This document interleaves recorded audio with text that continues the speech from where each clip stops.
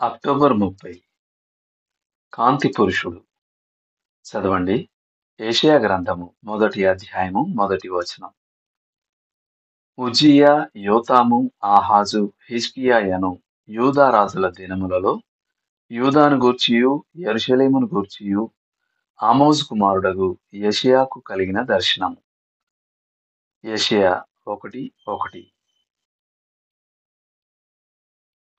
రక్షణ లేక విమోచన యెషయా గ్రంథంలో ప్రధాన అంశం లేక కీలకాంశం. దేవుడు చేయబోయే 5 విమోచన కార్యాల గురించి యెషయా రాశాడు. 1.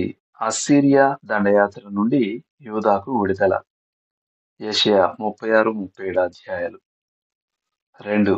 బబులోను చెర నుండి దేశానికి విడుదల. యెషయా 40వ అధ్యాయం. 3.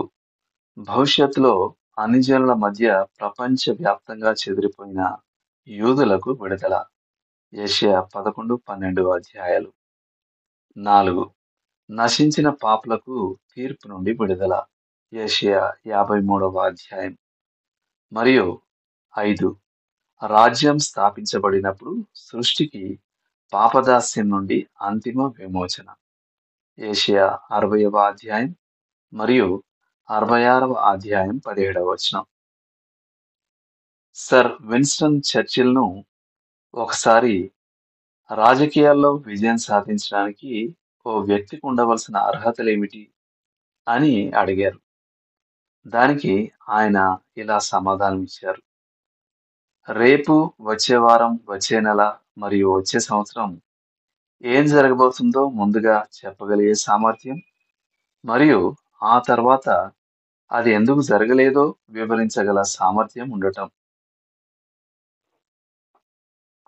దేవుని ప్రవక్తలు ఎప్పుడూ సరిగానే మాట్లాడారు గనుక వారు తమ తప్పులను సమర్థించుకునే వివరణలు ఇవ్వనక్కరలేకుండింది. యెషయా ఇలా రాశాడు. ధర్మశాస్త్రమును ప్రమాణ వాక్యమును విచారించుడి. ఈ వాక్య ప్రకారము వారు బోధించని ఎడల వారికి అరుణోదయము కలుగదు. యెషయా 8:20. యెషయా దేవుని వెలుగు పొందిన వ్యక్తి మరియు ఆ వెలుగును ప్రకాశింపనివ్వడానికి అతడు భయపడలేదు. లోతుగా ఆలోచించాల్సిన విషయం. యెషయా పేరుకు అర్థం యెహోవా రక్షణ.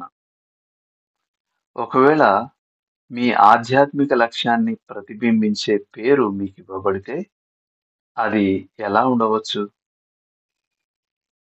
దేవుడు మిమ్మల్ని దీవించును గాక. ఆమేన్.